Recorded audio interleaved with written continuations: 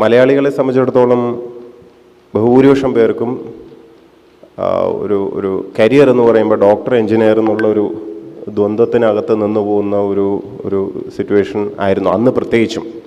അപ്പോൾ ആ കാലഘട്ടത്തിൽ സിവിൽ സർവീസ് എന്ന് പറഞ്ഞ് ഒരു ആഗ്രഹം ഞാൻ പറയുമ്പോൾ പോലും വീട്ടുകാരും എല്ലാവരും ആയിക്കോട്ടെ, അതായത് ഈ ടൈപ്പിനൊക്കെ പോകുന്ന വരും, ടൈപ്പിന് പഠിച്ചോട്ടെ എന്നുള്ള ഒരു ഗൗരവം മാത്രമേ ഉള്ളൂ. അതിലപ്പുറം ഒന്നും അതിനകത്ത് ആരും കണ്ടിരുന്നില്ല.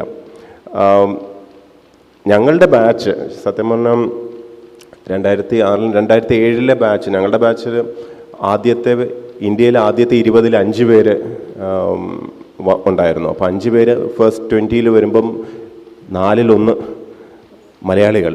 അത് വലിയ വാർത്തയായിരുന്നു. അതിനുശേഷമാണ് ഇന്നിപ്പോൾ കാണുന്ന പോലെ ഇതിനെ എന്താ പറയുക, ഇത് സാധിക്കുന്നു.